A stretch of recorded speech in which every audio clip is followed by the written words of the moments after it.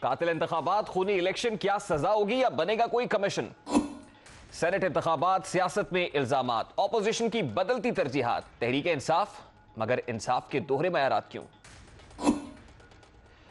शुक्रिया कप्तान, मसरूर किसान, सरसब्ज पाकिस्तान, क्या सीखेगा हिंदुस्तान? और फिर 3 उंगलियों से सैल्यूट, नौजवानों में मज़ाहमत के अंदाज क्यों बदल रहे हैं?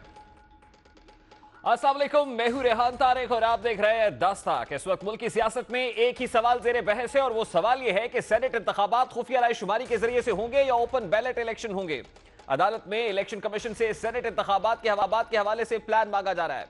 सेनेट इंतखाबात में हॉर्स ट्रेडिंग की बात हो रही है। इलेक्शन कमीशन से तवक्को की जा रही है कि वो हॉर्स ट्रेडिंग रोकने में अपना भरपूर किरदार अदा करेगा। सियासी जमातें एक दूसरे पर सेनेट इंतखाबात में हॉर्स ट्रेडिंग के इल्जामात आयद कर रही है, लेकिन आज मामला इससे भी आगे निकल गया है। आज के ज़िमनी इंतखाबात ने बात इल्जामात से आगे बढ़ा दी है। यूं तो आज कौमी और सूबाई असम्बलियों के 2-2 हलकों पर इंतखाबात हुए, लेकिन आज NA 75 में लोगों ने कातिल इलेक्शन देखे। टीवी स्क्रीन पर खूनी इंतखाबात के मनाजिर चले, गोलियों की तड़तड़ाहट सारा दिन गूंजती रही है। आज सारा दिन इलेक्शन कमीशन की जानिब से जारी ज़ाब्ता अखलाक की खिलाफ वर्जी की जा रही। आप इस वक्त अपनी टेलीविजन स्क्रीन पर भी वो तमाम तर मनाजिर देख रहे हैं। ये किसी मैदान जंग के मनाजिर नहीं है, ये किसी अमीरजादे की शादी की वीडियो भी नहीं है, ये पुलिस और डाकुओं के दरमियान कोई मुकाबला भी नहीं है, और ये बैरूत नहीं है, बल्कि पाकिस्तान के शहर डस्का के एक इंतखाबी हल्के के मनाजिर हैं, जहां गालम गलोच और धक्कम पेल के बाद बात बैलेट से बुलेट तक जा पहुंची। क्या मनाजिर देखने को मिले, जरा उसकी एक हल्की सी झलक आपके सामने सफेदी।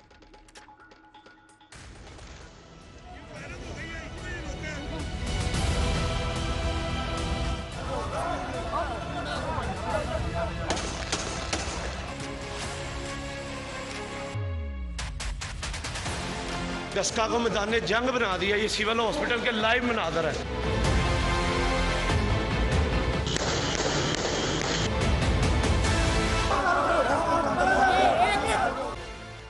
अब इसी फायरिंग के दौरान 2 कीमती जानें भी ज़ाया हो गई। 8 से ज्यादा अफराद अस्पताल में जेरे इलाज हैं। सवाल पैदा होता है कि ये फायरिंग की किसने है, इन गोलियों के पीछे कौन था? हल्के की 2 बड़ी सियासी जमातें मुस्लिम लीग नून और तहरीक इंसाफ तो एक दूसरे पर ही इल्जामात आयद करती रही। बदमाशों ने आज जिस तरह इन 2 हलकों में पुरअमन फजा को पुरतशद्दुद बनाने में हल्लाशेरी दिखाई, तमाम कनीजें शाही खानदान की किस तरह हर पोलिंग स्टेशन में फुदकती, उछलती, कूदती नजर आई। तर्जुमान वहाँ बैठकर टीवी के ऊपर क्या कह रहे हैं इस वक्त? मुस्लिम लीग नून ने फायरिंग कराई है और तुम्हें शर्म आनी चाहिए। तुम सुबह से हर हरबा इस्तेमाल कर रहे हो, एडमिनिस्ट्रेशन को जाती गुलाम बनाकर। पुलिस के सामने पूरी की पूरी सूबाई हुकूमत सोई भी थी। अब वोटिंग का अमल मुकम्मल होने के बाद जब नताइज का सिलसिला शुरू हुआ तो नायब सदर मरियम नवाज शरीफ ने पोलिंग में धांधली का इल्जाम आयद कर दिया। उन्होंने अपने ट्विटर अकाउंट से बैलेट चोरी करने की वीडियोस जारी की हैं। मरियम नवाज शरीफ के मुताबिक हल्के से मुस्लिम लीग नून के वोटों से भरे थैले चोरी हुए हैं, जबकि जाली वोटों के थैले बरामद करने का दावा भी किया गया है। चड्ढा साहब ने इनको कलेक्ट कर लिया, ये चोर था, ये भाग रहा था, वैगनर गाड़ी में जा रहे थे, ये आदर चड्ढा साहब MP ने इनको पकड़ा। यार वोट कर रही पूरा एक मिनट, ये वही वर्चुअल यूनिवर्सिटी वाला है। बात पीछे करें जी, इसी में से ही जाली वोट निकले थे। पागल ना करो। ये वो वीडियो है जो मरियम नवाज साहिबा ने अपने ट्विटर हैंडल पर शेयर की है, जिसे वो बॉम्बशेल वीडियो कह रही हैं। आज दिन भर होने वाले वाकयात के बाद सवाल पैदा हो रहा है कि इलेक्शन कमीशन जो एक इंतखाबी हल्के में सामने दिखाई देने वाले जराइम को काबू नहीं कर सका, वो व्हाइट कॉलर क्राइम को कैसे कंट्रोल करेगा? आज के वाकयात में ज़ाब्ता अखलाक की खिलाफ वर्जी किसने की, कौन था जिसने इलेक्शन कमीशन की जानिब से जारी नोटिस को नजरअंदाज किया, इसका कुछ हाल आपके सामने रखते हैं। पंजाब में ज़िमनी इंतखाबात के दौरान मुशीर इत्तलात पंजाब फिरदौस आशिकाबाद ने डस्का में जाकर प्रेस कॉन्फ्रेंस की। उन्हें इलेक्शन कमीशन की जानिब से नोटिस जारी किया गया, लेकिन इसके फौरी बाद उन्होंने एक और प्रेस कॉन्फ्रेंस कर डाली, जिसके बाद इलेक्शन कमीशन ने दोबारा नोटिस भेजा, लेकिन फिरदौस आशिकाबाद ने इस नोटिस को भी अहमियत नहीं दी और अपना काम जारी रखा। आज सूबाई वजीर मियां महमूद रशीद भी डस्का पहुंचे, जहां मीडिया ने उनसे ज़ाब्ता अखलाक की खिलाफ वर्जी से मुतालिक सवाल पूछा। सूबाई वजीर का क्या जवाब था, जरा उनका जवाब भी आपके सामने रखते हैं कि मियां महमूद रशीद साहब सूबाई वजीर किया गया तो उसको किस तरह से एड्रेस किया था। सर तो आप तो वजीर भी हैं, फिर भी आप 51 में सर आ रहे हैं। सर आपको लगा जी, सर तो फिर ये आप कंपेन कर रहे हैं जी कंपेन सर इसको एक्सप्लेन करेंगे जी, सर एक्सप्लेन करेंगे सर, बात अब क्या बात सर एक्सप्लेन करते हैं सर आप। जा रही है सर, मैंने कहा कि बड़ा अच्छा जा रहा है इंशाल्लाह। सर आपको अलाउ है जी? नहीं, मुझे अलाउ नहीं। डस्का की इंतखाबी मुहिम के दौरान वजीर आजम के मुआविन खुसूसी उस्मान डार ने भी भरपूर इलेक्शन कैंपेन चलाई। उनकी मुदाखलत का जब इलेक्शन कमीशन ने नोटिस लिया तो उस्मान डार ने मुआविन खुसूसी के ओहदे से इस्तीफा देकर इलेक्शन कैंपेन चलाई। अब सवाल पैदा होता है कि अगर तहरीक इंसाफ ने ज़ाब्ता अखलाक की खिलाफ वर्जी की तो क्या नून लीग महज तमाशाई थी? मरियम नवाज शरीफ की जानिब से धांधली के इल्जाम क्यों आयद किए जा रहे हैं? क्या मुस्लिम लीग नून इंतखाबी नताइज तस्लीम करेगी? इससे पेशतर कि हम पाकिस्तान मुस्लिम लीग नून का मौक़िफ़ जानने की कोशिश करें। उस्मान डार साहब ने हमसे कमिटमेंट की थी कि हमारे शो में मौजूद होंगे और इन तमाम तर सवालात का जवाब देंगे कि आज NA-75 हुआ है, उसमें रियासती मशीनरी इस्तेमाल करने के जो इल्जामात आयद किए जा रहे हैं उसमें किस हद तक सदाकत है, इसको वो खुद एड्रेस करेंगे। और साथ ही साथ जो मुआविनीन खुसूसी और सूबाई वज़रा इस कॉन्स्टिट्यूंसी के अंदर फिरते रहे हैं और जिस तरह से गोलियां चलाई गई हैं और फिर कुछ लोग जान की बाजी भी हार गए हैं, तो क्या पंजाब हुकूमत बिल्कुल कोलैप्स कर गई है, बिल्कुल नाकाम हो गई है इस तमाम तर लॉ एंड ऑर्डर की सिचुएशन को मेंटेन रखने के लिए? इसमें पंजाब हुकूमत का कितना रोल है? उस्मान डार साहब को प्रोड्यूसर ट्राई कीजिएगा, लेकिन उससे पहले वज़ीर आज़म इमरान खान साहब आज मियाँ वाली पहुंचे और वहां उन्होंने क्या सियासी शोला नवाई की है, जरा इमरान खान साहब का वो स्टेटमेंट भी आपको सुनवाते हैं। बच्चे भी बाहर हैं, मुंशी भी बाहर है, दामाद भी बाहर है, सारे ऐसे ऐसे शाहाना जिंदगी गुजार रहे हैं। इसहाक डार सबसे महंगी गाड़ी रोल्स रॉयस बेंटली, उसके बच्चे भी Rolls Royce Bentley, Nawaz Sharif के भी। ऐसे लगता है कि ये पैदा ही बरतानिया के बड़े बड़े महलों में हुए थे, ये ग्वाल मंडी में नहीं पैदा हुए थे। इसहाक डार का तो लगता है ऐसे कि बाप की साइकिल की दुकान नहीं थी, मेफेयर में रोल्स रॉयस की दुकान थी। सेनेट का इलेक्शन हो रहा है, मंडी लगी हुई है, सियासतदानों को खरीदने के लिए, सेनेटर बनने के लिए कीमतें लगी हुई हैं। वज़ीर आज़म इमरान खान साहब जहां पाकिस्तान मुस्लिम लीग नून को तनकीद का निशाना बना रहे हैं, वहीं उनको अंदाजा है कि सेनेट की मंडी लगी हुई है, लोगों को खरीदने के लिए लोग तैयार हैं, वोटों की खरीदो फरोख्त उरूज पर है। लेकिन सवाल तो ये भी है कि इस खरीदो फरोख्त को रोकने के लिए किया क्या जा रहा है? जब आपको इसका अंदाजा है कि अरब खरबपति लोग इस वक्त मैदान में हैं, सेनेट इंतखाब जीतने के लिए तैयार है, तो इसको रोकने के लिए क्या हो रहा है? और आज जो कुछ बाई इलेक्शंस के अंदर देखा गया है, वहां पर इलेक्शन कमीशन का क्या रोल रहा है और वहां पर पंजाब हुकूमत कितनी बेहतर तरीके से तैयार दिखाई दी है इन बाई इलेक्शंस को कंडक्ट कराने के हवाले से? क्योंकि अगर बैलेट की जगह बुलेट ले लेगी तो ये तो कोई अच्छा कल्चर नहीं है जो सियासत में पनप रहा है। और दोनों तरफ से जो इल्जामात की सियासत हो रही है, आज ये कॉन्स्टिट्यूंसी के अंदर दिखाई दिया है, पार्लियामान के अंदर भी कुछ ऐसी सिचुएशंस दिखाई दी, ऐसी नारेबाजी आज भी दिखाई दी है। तो पार्लियामान जहां पर एक्ट ऑफ पार्लियामेंट की बात हो रही है कि वहां पर आईनी तरमीम होनी है, तो वो नहीं हो पाएगा। उस्मान डार साहब को ट्राई किया है, लेकिन उस्मान डार साहब जो है वो इस वक्त फोन पैक नहीं कर रहे हैं। हमारी कोशिश ही कि कोई इसमें बाइसनेस का एलिमेंट नहीं रहना चाहिए, पाकिस्तान तहरीक इंसाफ का जो वर्जन है वो भी शामिल होना चाहिए। लेकिन डिस्पाइट कमिटमेंट उस्मान डार साहब जो है वो टेलीफोन पिक नहीं कर रहे हैं। बारकैफ उनको फिर ट्राई करने की कोशिश करेंगे। हम पाकिस्तान मुस्लिम लीग नून का इस तमाम तर मामले के ऊपर वर्जन लेने की कोशिश करेंगे। तर्जुमान पाकिस्तान मुस्लिम लीग नून की रहनुमा मरियम नवाज शरीफ साहब के साहिबा की और जनाब नवाज शरीफ जुबैर साहब, मोहम्मद जुबैर साहब हमें ज्वाइन करेंगे थोड़ी देर में और उनसे तमाम तर सवालात का जवाब देने की कोशिश करेंगे कि NA-75 के अंदर जो कुछ हुआ है, पाकिस्तान मुस्लिम लीग नून कितनी रिस्पॉन्सिबल है और पाकिस्तान मुस्लिम लीग नून का इस हवाले से क्या रोल रहा है, इस पर बात करेंगे मोहम्मद जुबैर साहब से इस ब्रेक के बाद। हमारे साथ रहिए।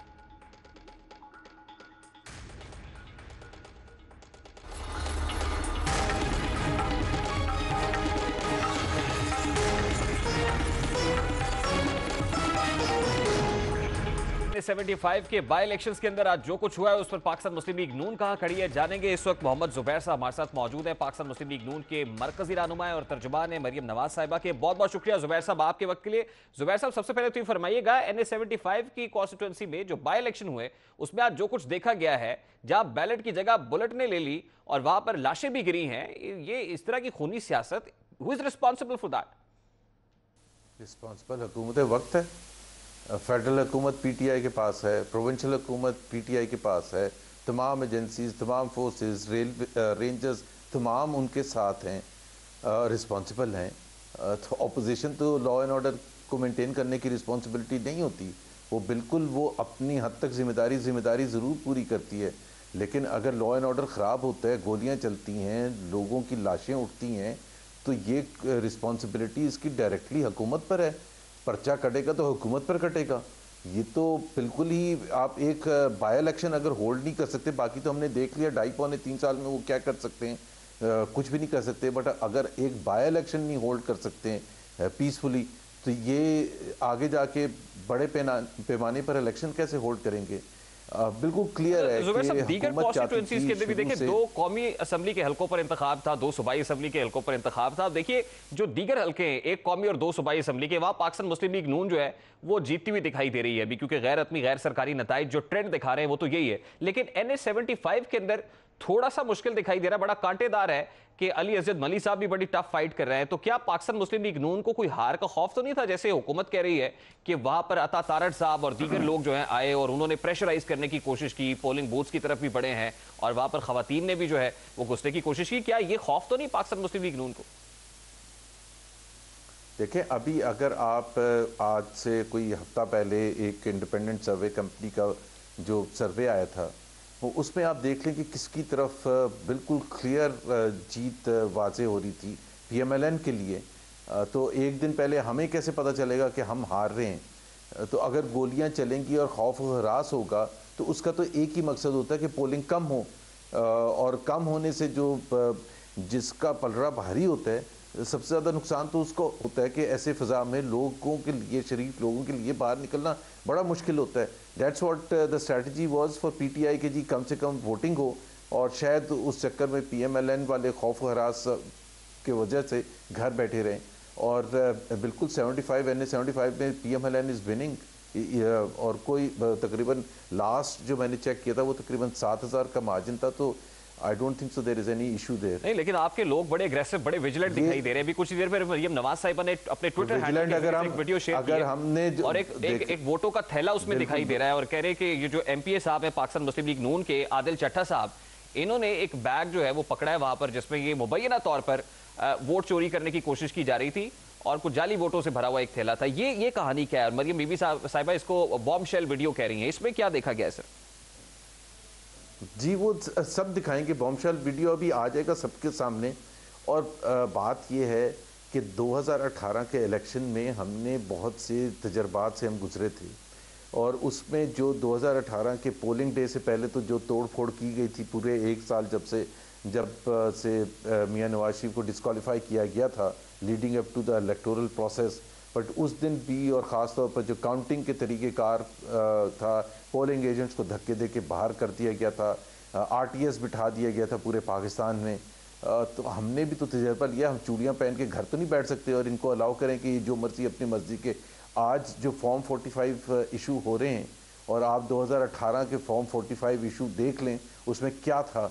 पूरी रात लोग बैठे रहते। जो PMLN के उस किस्म के जियाले थे जिन्होंने घर जाना छोड़ दिया, पूरी रात बैठ के लड़ के फॉर्म 45 हासिल किए थे, वो तो उनके रिजल्ट्स तो उनकी फेवर में आ गए थे। तो NA-75 के अंदर अगर नताइज आपकी तवक्कुआत के बरक्स होते हैं तो क्या नताइज तस्लीम करेगी पाकिस्तान मुस्लिम लीग नून?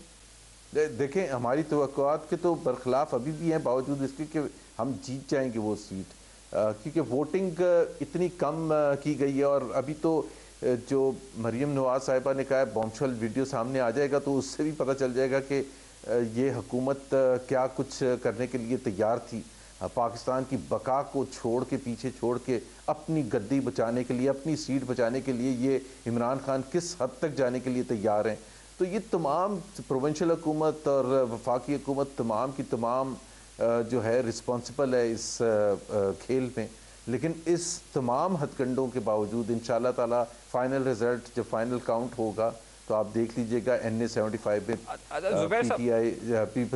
PMLN जीत रही है। जुबैर साहब, लेट्स बी फेयर, यानी अगर नताइज आपकी मर्जी के मुताबिक आते हैं तो आप उसको तस्लीम कर लेंगे, नताइज अगर आपकी तवक्कुआत के बरक्स आते हैं तो आप उसको तस्लीम नहीं करेंगे। देखिए, अगर धांधली हो रही है, अगर वहां पर वोट जाली कास्ट किए गए हैं, जाली वोटों का बैग वहां से बरामद हो गया है, तो फिर तो इसके लिए डिमांड करना चाहिए आपको करेक्टिव मेजर्स के लिए कि भाई इसको देखना चाहिए इलेक्शन कमीशन ऑफ पाकिस्तान को, क्योंकि इलेक्शन कमीशन ऑफ पाकिस्तान के ऊपर ही आप देखिए सुप्रीम कोर्ट भी कितनी रिस्पॉन्सिबिलिटी डाल रहा है सेनेट इंतखाबात से मुताल्लिक। तो आपको नहीं लगता कि इसको एक टेस्ट केस बना के फिर रखना चाहिए? मेरा तो ख्याल है कुछ जजेस तो ये ज़रूर पूछेंगे कि ये कैसे हो सकता है कि जी पंजाब में तो समझ आ रही है हमें कि नून लीग जीत रही है, नौशहरा में कैसे हार गई है? ये तो इसका मतलब ये है कि पाकिस्तान का सिस्टम, कोई इलेक्टोरल सिस्टम सही नहीं चल रहा, उस पर भी सवाल उठ जाएगा।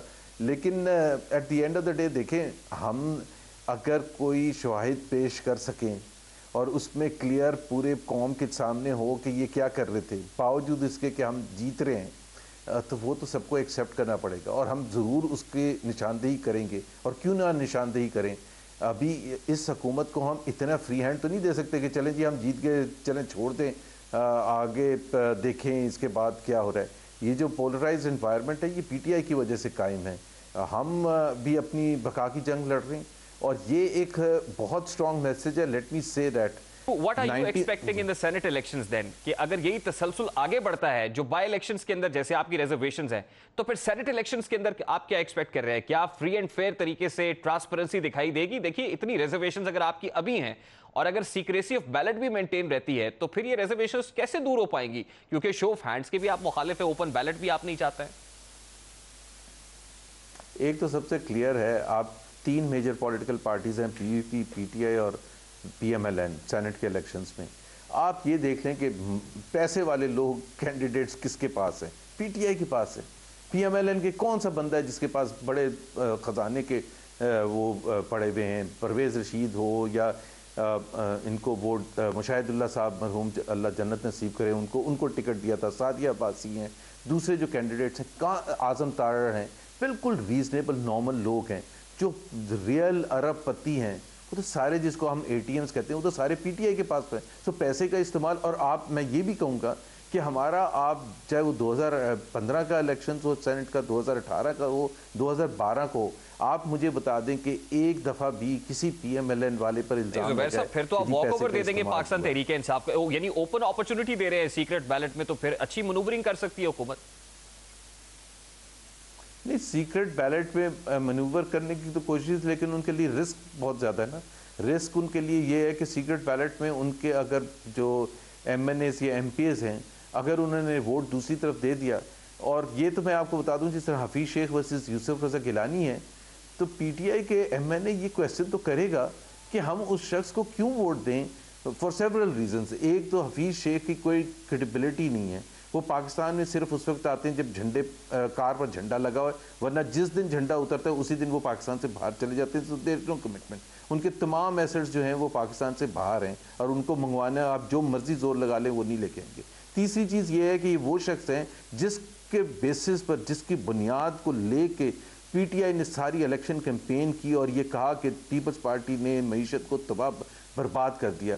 उस शख्स को अब आप एक रिवॉर्ड और देने जा रहे हैं कि जी हम उसको सेनेटर भी बना रहे हैं ताकि परमानेंट उसको फाइनेंस मिनिस्टर बनाया जाए। आई मीन एक ऐसे शख्स को तो शॉर्ट का इंतजाम बता रहे हैं ना, ज़मीर है। लेकिन जितने कॉन्फिडेंट और डिटरमिन्ड आप लोग यूसुफ रजा गिलानी साहब की नशस्त के हवाले से हैं, बताने वाले ये बताते हैं कि पाकिस्तान पीपल्स पार्टी ने पाकिस्तान मुस्लिम लीग नून और पीडीएम में मौजूद तमाम तर जमातों को यकीन दहानी कराई है कि सेनेट इंतखाबात के अंदर मुक्तदिर हल्कों का जो किरदार है वो गैर जानिबदार रहेगा। क्या इस खबर में कोई हकीकत है? तो होना ही चाहिए गैर जानिबदार। हमारी जो डिमांड है, हम तो ये कभी कहते ही नहीं कि जी हम कहते हैं जितने स्टेक होल्डर्स हैं, जिसमें मिलिट्री है, जुडिशरी है, मीडिया है, पार्लियामेंट है, सबको अपनी अपनी हदूद में रहना चाहिए। गैर जानिबदारी यही होती है। आपको लग रहा है कि हिस्ट्री रिपीट होगी? सबको पता है। I mean we hope history repeat ना हो, लेकिन जाहिर सी बात है हम तैयार हैं किसी किस्म के भी सिचुएशन को हैंडल करने के लिए। It's a battle, it's an ongoing battle. हम ये तो कमिट कर ही नहीं सकते कि हम इतने स्ट्रॉन्ग फोर्सेस से लड़ते लड़ते हम हर बैटल जीतेंगे, लेकिन हमारा फ़र्ज़ बनता है पाकिस्तान के अवाम के लिए, पाकिस्तान के आइन की बालादस्ती के लिए कि हम वो सब करें, उस तमाम कोशिश करें जिससे एक फ्री एंड फेयर माहौल हो। हम कोई हेल्प नहीं चाहते, चाहे हमारे केसेस पर हो कि हम ये कहें कि जी मियां नवाज शरीफ के केसेस ड्रॉप कर दें या मरीम नवाज के, ये शाहिद खाकन अब्बासी के, ये किसी और के। हम कहते हैं सब अपने अपने हदूद में रहें और हमें और जो भी जहाँ केसेस है उनको हैंडल करने दें। ठीक है, बहुत बहुत शुक्रिया जुबैर साहब आपके वक्त के लिए। पाकिस्तान मुस्लिम लीग नून के मरकजी रहनुमा तर्जुमान मरियम नवाज और नवाज शरीफ साहब, जनाब मोहम्मद जुबैर साहब हमारे साथ मौजूद थे। अभी एक ब्रेक लेंगे और ब्रेक के बाद जब वापस आएंगे तो फिर बात करेंगे कि पाकिस्तान तहरीक इंसाफ मगर इंसाफ के दोहरे मयारात क्यों हैं। बड़ा अहम मामला है, इस मामले को उठाएंगे इस ब्रेक के बाद। हमारे साथ रहिए।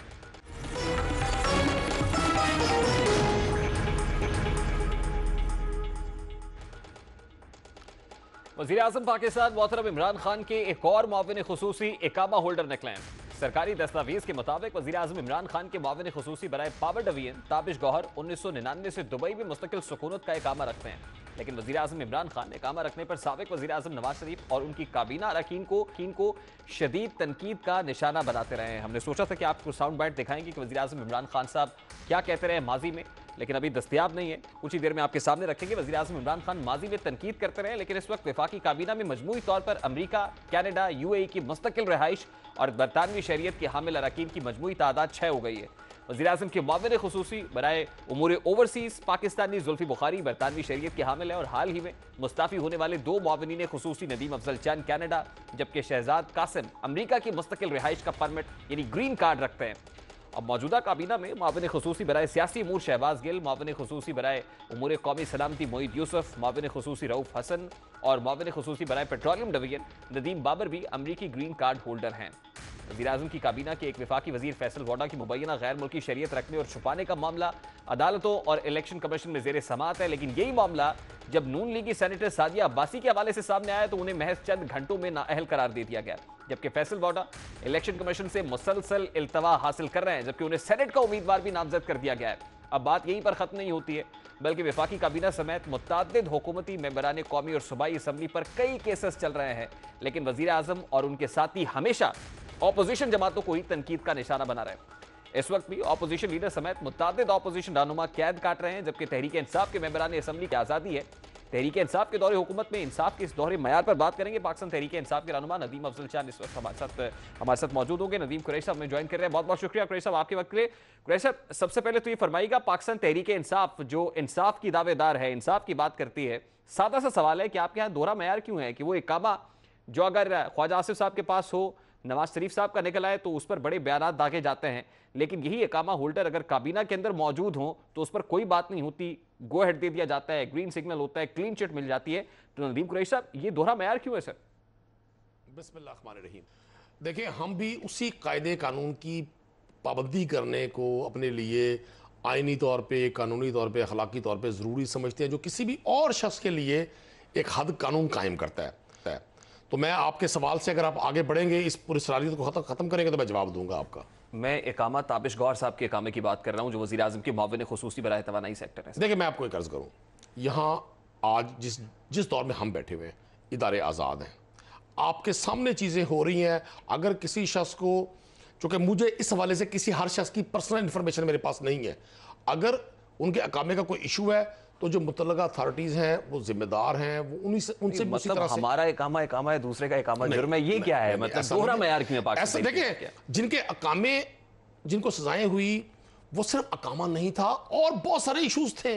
वो तो एक समझ लें, उनको एक पॉलिटिकल पॉइंट स्कोरिंग के लिए एक ग्राउंड मिल गया। अकामा होना कोई जुर्म नहीं, अकामा होना, दोहरी शरीयत होना या किसी भी तरह से ये कोई जुर्म। देखिए, मेरी बात सुने, जब आप यहाँ एक पोजीशन होल्ड कर रहे होते हैं और उसी वक्त में आप किसी भी मिडिल ईस्ट के किसी मुल्क में, किसी ब्रदर इस्लामिक मुल्क में आप उनके मैनेजर या आप उनके अकाउंटेंट या उनकी आप ऑफिस होल्डर किसी भी तरह से हो, तो मैं समझता हूं ये गैर मुनासिब होता है जब आप की पोस्ट पे होते हैं। ताबिश गौहर साहब की पोस्ट, मैंने आपको अर्ज कर दी, मैं ताबिश गौहर साहब, ये कॉन्फ्लिक्ट ऑफ इंटरेस्ट नहीं सब में सुने, क्या मफादात का टकराव पाकिस्तान तहरीक इंसाफ के यहाँ बदरजा तो मौजूद नहीं? अच्छा, मैं तो एक बात करूंगा, कानून सबके लिए बराबर है, खा वो पाकिस्तान तहरीक इंसाफ को कोई शख्स रिप्रेजेंट करता हो या पाकिस्तान की किसी भी पॉलिटिकल पार्टी को करता हो। मैंने आपको अर्ज की कि मैं ताबिश गौहर साहब के इशू से वाकिफ नहीं हूं, तो मैं इसलिए इस पे कमेंट्स करना मुनासिब नहीं समझता। हाँ, अगर वो उसी दायरा इख्तियार में आते हैं, मेरा ख्याल है फिर इससे आगे चलते हैं।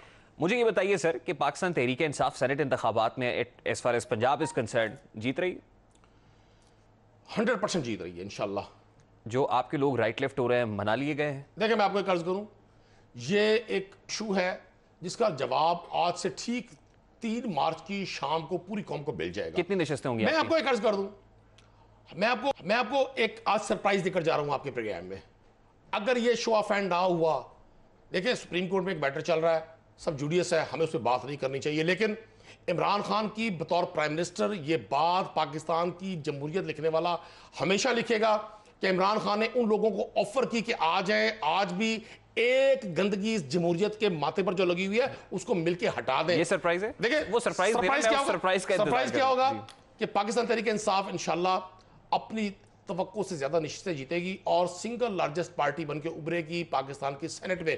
और 2 पार्टी सिस्टम के बाद पाकिस्तान तहरीक इंसाफ को ये ऑनर होगा।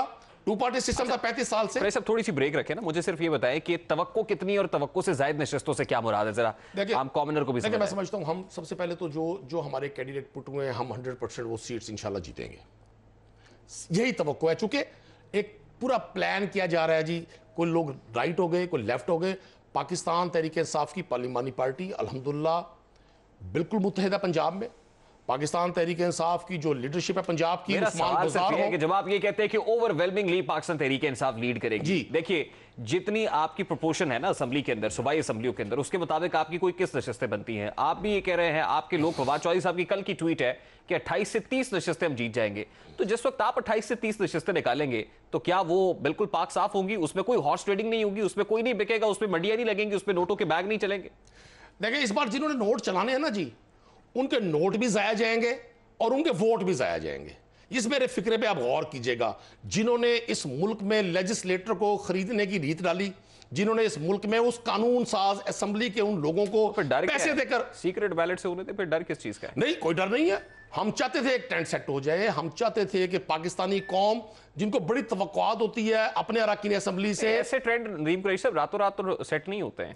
अच्छा किसी टाइम, अच्छा सुने, इट रिक्वायर्स लीगल प्रोसीजर। एक पहले पार्लिमानी कमेटियों के अंदर बिल आता है, उसके बाद स्टैंडिंग कमेटीज में आता है, उसके बाद पार्लियामान के अंदर बिल ले होता है। रातों रात तो कोई बिल पेश नहीं किया जाता ना सर।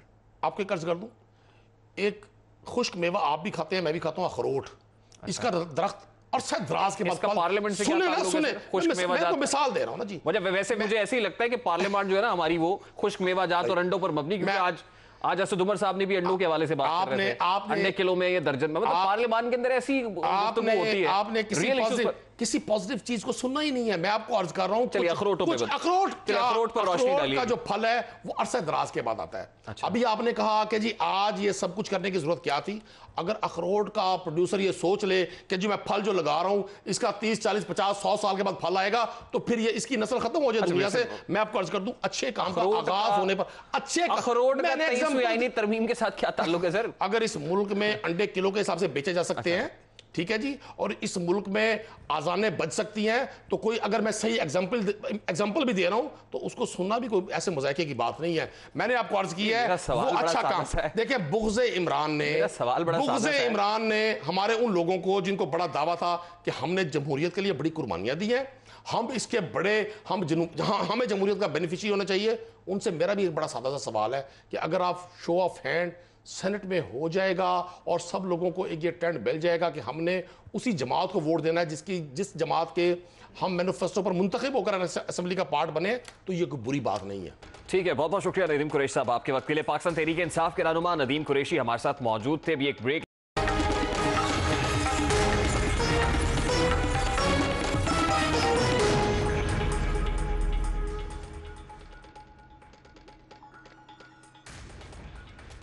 चारपाई पर बैठे तिनकों से बनी दीवार में एक झोपड़ी के अंदर पाकिस्तान के सबसे मजलूम तबके किसानों के साथ वजीर आजम इमरान खान की आज एक नशस्त हुई है। मीर रियासत मोहतरम वजीर आजम पाकिस्तान, आज आपने इस कौम के किसानों के दिल जीत लिए हैं। आज आपकी शान बेनियाजी और किसानों के साथ बेतकल्लुफी ने कौम के दिल जीत लिए हैं। आज आपने इस कौम के 22 करोड़ आवाम को खुश किया है। आज आपने मिट्टी के उन बेटों का मुकदमा सुना जो अपना खून और पसीना इस्तेमाल करके इस मिट्टी में अनाज उगाते हैं, जो दाना दाना जमा करके 22 करोड़ आवाम का पेट भरते हैं, जिनकी शब रोज़ मेहनत के बायस पाकिस्तान सरसब्ज और शादाब दिखता है। ये किसान ही हैं जिनकी मेहनत के बायस पाकिस्तान की ज़मीनें सोना उगलती हैं, लेकिन इन किसानों को ना तो उनकी मेहनत का सिला कभी मिला है और ना ही किसी ने उनके पास बैठकर उनका दुख। लेकिन आज मीर रियासत ने इन्हीं किसानों के साथ बैठकर उन्हीं के अंदाज में उनका मुकदमा सुना है। आज किसानों ने मीर रियासत के दरबार में किस तरह दस्तक दी, क्या सवालात मीर रियासत के गोश गुजार किए और उसका जवाब कप्तान ने कैसे दिया है, जरा उसकी एक झलक आपके सामने रखता है। सर गंदम है यानी कि हाँ, उसके अलावा सर हमारे पास जो है ना सब्जियां वगैरह बहुत है। उसके लिए सर हमारी जरूरत सोलर की है। सर मिसाल के तौर पर मैंने 2 एकड़ जमीन काश की है, गोभी, फूल गोभी। तो सर अगर मैं 5 रुपए किलो बेच रहा हूँ, मुझसे कोई खरीद नहीं रहा है इस वक्त। कीमतें नीचे आई हुई, बहुत नीचे। एक आपका हो गया कि अगर सोलर ट्यूबवेल हो तो आपका खर्चा नीचे आ जाएगा। जी एग्रीकल्चर से जड़ियाँ तो अद्वियात ने सर, दवाइयाँ जड़ियाँ उसने सर 2 मतलब फैट होने एक तो सर के वो असली तो नकली भी ज्यादातर नुकसान है सर। ये जरा तुम नोट करो करो, ये जो है ना नकली दवाई, इसके ऊपर पूरा क्रैक डाउन करना पड़ेगा। अगर आज उसकी रेट 2200-2600 रुपए, अगर बारिश हो गई जी तो खुद बहुत 2800-3000 तक रेट चला जा सकता। मैं 12000 दा एक पत्ता टमाटर दा बीज काश की जी, छोटी जगह, थोड़ी जी जगह, तकरीबन 4-5 इतनी जगह वो जब काश्त होनी तो मैं मतलब तैयार होनी तो कम अज कम उस 4 कनाल ते मेरे 50,000 रुपए खर्च होने सर। टमाटर अगर इस तरह 20 रुपए किलो जासन जी तो फिर किसान में नेक्स्ट टाइम पे भी नहीं बात उस तो भी सस्ते साढ़े को सोलर पे सब्सिडी चाहिए। मैं ये सोच रहा हूँ कि यहाँ से जो आप ये जो आप जिस कीमत पे ये आप बेच रहे हो जी सर, और जिस कीमत पे शहर में बिक रही है उसमें बहुत बड़ा फर्क है। कोई लेने वाला ही नहीं, मंडी वाले पैदा बीच में कोई पैसा बना रहा है, मेहनत तो ये कर रहे हो, मेहनत तो आप कर रहे हो। सो हम इसके ऊपर भी हमने पूरा प्रोग्राम बनाया हुआ इसके लिए। ये बड़ी गैर रस्मी गैर रवायती नशस्त थी जहाँ किसानों के साथ मीर रियासत मोहतरम वज़ीर आज़म इमरान खान साहब बैठे हुए हैं और उनके सवालात को बड़ी तंदई के साथ सुन रहे हैं, बड़े खुले दिल के साथ सुना जा रहा है। जिस मुल्क के किसान की तरफ से मीर रियासत आपका शुक्रिया अदा करते हैं, इस देश के दहकान की जानिब से आपके लिए इजहार तशक्कुर है।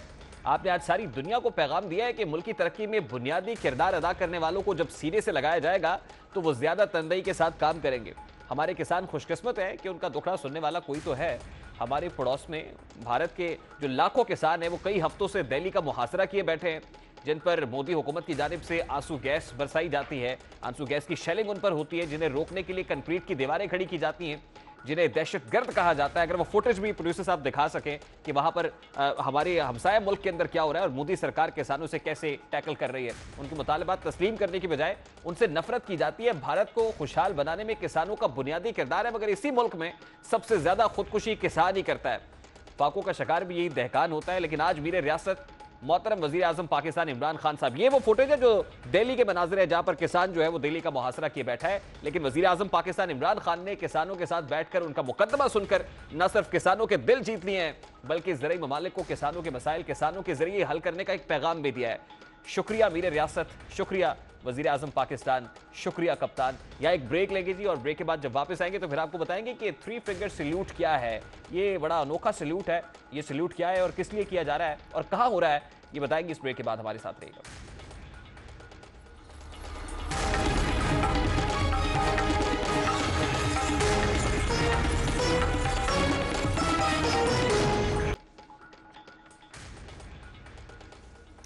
तीन उंगलियों से सल्यूट। इस सल्यूट का राज है कि हर आमिर हुक्मरान, जाबिर रियासत और जालिम हुकूमत खौफजदा है। इस सल्यूट में ऐसी कौन सी आम बात है कि ये अंदाज थाईलैंड के बाद म्यांमार में भी मकबूल हो रहा है। सल्यूट तो तकरीम की अलामत समझा जाता है। जिस शख्सियत को सल्यूट किया जाता है वो खुद को मुक्तदर आला समझती है, लेकिन छोटी उंगली और अंगूठा बंद करके सिर्फ 3 उंगलियों के जरिए सल्यूट को आमिर हुक्मरान नापसंद क्यों करते हैं? ये 3 उंगलियों वाला सल्यूट म्यांमार में मकबूल क्यों हो रहा है? मज़ामत की अलामत क्यों बन चुका है? थाईलैंड के इस सल्यूट पर पाबंदी क्यों आयद की गई है? इस मज़ामत का ताल्लुक 2 साल कबल महज अफसानवी दुनिया से था। ये मनाजिर इससे कबल फिल्म हंगर गेम्स नामी जो फिल्में हैं और नॉवेल्स हैं उसमें देखा गया था। उनमें एक फर्जी दुनिया का अमेरिका दिखाया गया है जहां पैनम नामी एक आमिराना हुकूमत कायम है। इस हुकूमत के जो पुराजमाइश दारुल हुकूमत में सदर बैठा होता है, बड़े पुरतायुश जिंदगी गुजारता है, जबकि बाकी मुल्क को गैर इस्लामी तकसीम किया गया है, जबकि उन अजला को बेरहम, जालिम और सफाक पुलिस के जरिए से कंट्रोल किया गया है। इस मुल्क में जो भी बागी सर उठाता है उसके लिए खूनी खेल खेला जाता है। हर जिले से एक खिलाड़ी का इंतखाब कुरानदादी के जरिए किया जाता है। वो खिलाड़ी दूसरे खिलाड़ी या खिलाड़ी की मौत तक इस खेल में शरीक रहता है और ये सफाकाना खेल टीवी चैनल्स पर बराह रास्त नशर किया जाता है। जो खिलाड़ी इस खेल में जिंदा बच जाता है उसे बेहतरीन जिंदगी की जमानत दी जाती है, उसे जिंदगी की तमाम बुनियादी सहूलियात फराहम की जाती हैं। इसी दौरान इस खेल में एक बागी लड़की की एंट्री होती है। एवरडीन नामी ये खिलाड़ी लोगों में एक बार फिर बगावत की आग भड़का देती है और वो अपनी मज़ाहमत के लिए इन्हीं 3 उंगलियों वाले सल्यूट का इस्तेमाल करती है। ये फिल्मी मनाजिर पर्दा स्क्रीन पर तो भली मालूम होते हैं, लेकिन हकीकी दुनिया में थाईलैंड के मित्री शिदविंदा ने इस सल्यूट का सबसे पहले 2014 में इस्तेमाल किया था। उन्होंने थाई बादशाह के खिलाफ मज़ामत के लिए इसी सल्यूट का इस्तेमाल किया। उनके इस इकदाम के बाद थाईलैंड में हुकूमत मुखालिफ मुजाहिरीन ने भी इसी सल्यूट का इस्तेमाल करना शुरू किया। हंगर गेम्स के इन्हीं नॉवेल्स में जमहूरी अंदाज में ताकत के जोर पर लोगों को दबाने के हवाले से भी मंजर कशी की गई है। हालिया दिनों में म्यांमार में फौजी बगावत के खिलाफ शहरियों की एक बड़ी तादाद सड़कों पर है। इस बगावत में भी थाईलैंड से आने वाले चंद नौजवानों ने 3 फिंगर सल्यूट का इस्तेमाल किया है, जिसके बाद मुल्क भर में यह सल्यूट मज़ाहमत की अलामत बन चुका है। आमरीत के खिलाफ मज़ामत के लिए 3 उंगलियों वाला सल्यूट ही क्यों? आज दुनिया ग्लोबल विलेज बन चुकी है। नौजवान अपने हुकूक के लिए ज्यादा आवाज बुलंद करते हैं। वो समझते हैं कि उनकी आवाज को बड़े पैमाने पर सुना जाए, उनके नजरियात को पहचाना जाए, आलमी सतह पर उनकी तहरीक को पजीराई मिले। इसीलिए वो अपनी जद्दोजहद जदीद अंदाज में चलाते हैं। थाईलैंड में 2014 से 2020 तक यही सैल्यूट अवाम में मकबूल हुआ और इसी सैल्यूट की वजह से उन्हें आलमी सतह पर हिमायत हासिल हुई। थाईलैंड और म्यांमार पड़ोसी ममालिक हैं। दोनों की सकाफत में किसी हद तक ममासलत देखी जाती है। इसी वजह से दोनों ममालिक में आमरीत के खिलाफ तहरीक यकसा अंदाज में चलाई जा रही है। म्यांमार के अस्पतालों से बाहर निकलते ये डॉक्टर्स सैल्यूट किसी इजहार तशक्कुर के लिए नहीं कर रहे, बल्कि डॉक्टर्स भी हुकूमत मुखालिफ एहतजाज में शामिल हैं। ये बर्तन बजाते, ढोल पीटते, शोर करते मुजाहिरीन म्यांमार की अफवाज को ये पैगाम दे रहे हैं कि आज के जदीद दौर में आमरीत को ज्यादा देर तक बरकरार नहीं रखा जा सकता है। पाबंदियां, गिरफ्तारियां और तशद्दुद उनकी जद्दोजहद का रास्ता नहीं रोक सकते हैं। वो अपने हुकूक जानते हैं, उन्हें जदीद दुनिया के तकाजों का इल्म है। वो अपने मुल्क के आइन का तहफ़्फ़ुज़ करना भी जानते हैं। यही वजह है कि आज एशियाई नौजवान बुलंदोबाग दावे करने की बजाय जमहूरी आमरीत और फौजी डिक्टेटरशिप के खिलाफ महज इस्तारों का सहन, वो इशारों का इस्तेमाल करके अपना एहतजाज रिकॉर्ड कर रहे हैं और रिकॉर्ड कराना जानते हैं। ये तो था आज का दस्तक। आपसे मुलाकात होगी इंशाल्लाह अगले हफ्ते। अपना रखिएगा ख्याल। अल्लाह हाफ़िज़।